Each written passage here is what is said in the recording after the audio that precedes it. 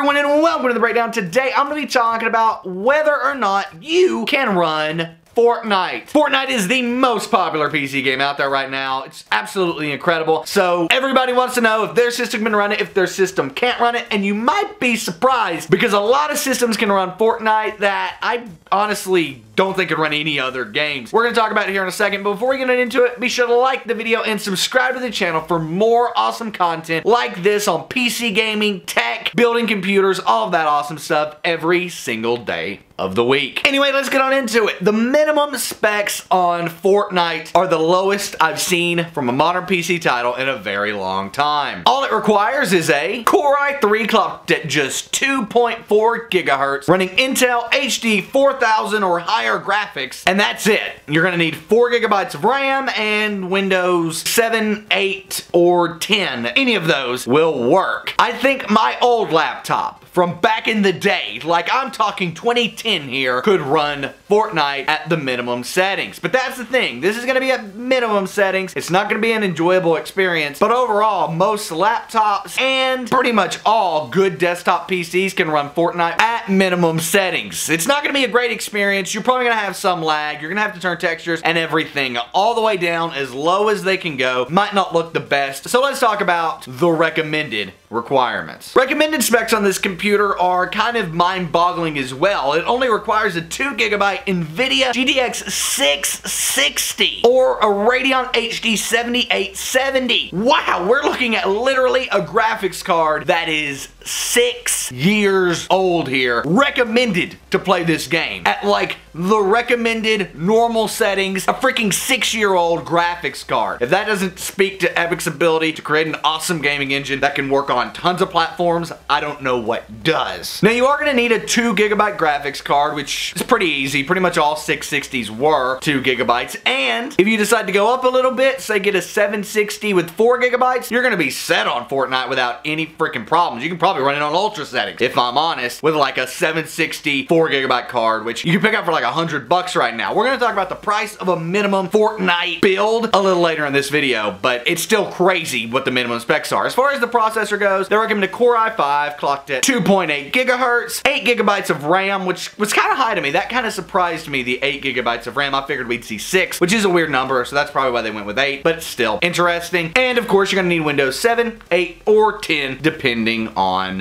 whatever your personal preference is. Really doesn't matter. If you like 8 better than 10 or 7, no way you would, but if you do, you can run that, or you can run 7 if that's your preference, or Windows 10. Any of those will work with Fortnite. Now, if you were to go out and build the Fortnite PC with the recommended specs, well, truthfully, you're gonna have to buy some parts used to do this, and I'm gonna use the prices on eBay. At the time this video is made for that, they could go up, they'll probably go down. We're talking about some pretty old hardware here, and I'm also overspending on some items in order to just buy them new. So yeah, let's get on into it. For the processor, I'm with an Intel quad-core i5 7400 locked at 3 gigahertz. So we're not gonna be overclockable here, but it's gonna run Fortnite, and that's our goal. This is the most expensive part of this PC. Yes, more expensive than our dedicated Nvidia graphics card. For the graphics card, we're actually going with a 660 2 gigabyte card right at the recommended for $45 US currently on eBay. Some are a lot cheaper than that. There are a few more expensive than that, but I've got it linked down below and you can look for yourself. There are tons of different prices out there for these 660s, but they all seem to range around the $50 mark. If you decide to get one of these used, by the way, Fortnite's going to be your primary game because other games, specifically modern titles, aren't going to be able to run well on this thing if they can run at recommended settings. But still, I wanted to get the recommended graphics card because with graphic card prices being so high, check out the eye up there to figure out how to get a cheap modern graphics card. It's nice to see a game that can run off older hardware, so if you're building a system just for Fortnite, you can do it cheaply. For the motherboard, we're using an MSI B250M Pro VD Micro ATX motherboard, small form factor motherboard, gonna be perfect for us here, but it is worth noting that you might want to upgrade your motherboard over time to get some more features and things like that. But for right now, if you're building a bare bones Fortnite system, this board's gonna be perfect. MSI is an incredibly reputable motherboard brand, so yeah. With RAM, we're going with 8 gigabytes of G-Scale Aegis RAM. I personally always recommend one 8 gigabyte stick. Some people flip out about that. They're like, no, you need 2 sticks of RAM to get maximum performance. And technically, they're kind of right. But I also always encourage you to to buy one stick, run it for about 2-3 months while you can save up for another 8 gigabyte stick, so you end up with 16 gigabytes of RAM. If you never plan on upgrading your RAM and keeping it at 8 gigabytes, I recommend a Kingston HyperX Fury set, also linked down below, which is 2 4 gigabyte cards, giving you the same 8 gigabytes of RAM, and with this board you could actually expand that to 16 with 2 more 4 gigabyte sticks, but nevertheless, I would recommend getting 2 G.Skill Aegis 8 gigabyte sticks as soon as possible. For the hard drive, we're going with a 500 gigabyte Western Digital Caviar Blue. Really solid, great hard drive brand, and I wanted to go with more name brand on the hard drive. I know I've recommended Toshiba hard drives in the past. Western Digital, much more reputable in the hard drive community, so we're throwing a 500 gigabyte Caviar Blue in there. For the case, I went with literally the cheapest case I could find. This thing's probably going to cut you, probably going to be horrible to build in, but again, bare bones Fortnite build, that's our focus. Saving money. This case is less than $15, guys. It is the Roswell SRM-01 Micro ATX case. So you're not going to be able to use this case to expand in the future or anything like that. It's a Micro ATX case. It's going to be tight fit, but again, bare bones with Fortnite. This build comes out to $462.10, which actually beats my $500 PC build, which you can check out up there, running AMD without a graphics card. It really impressed me, guys, what Fortnite's been able to do here with running this build. For 450 bucks, you can get a decent gaming PC up and running, built to play Fortnite with the ability to play a lot of older titles, in addition to some newer titles at lower settings. I know for a fact that a 550 Ti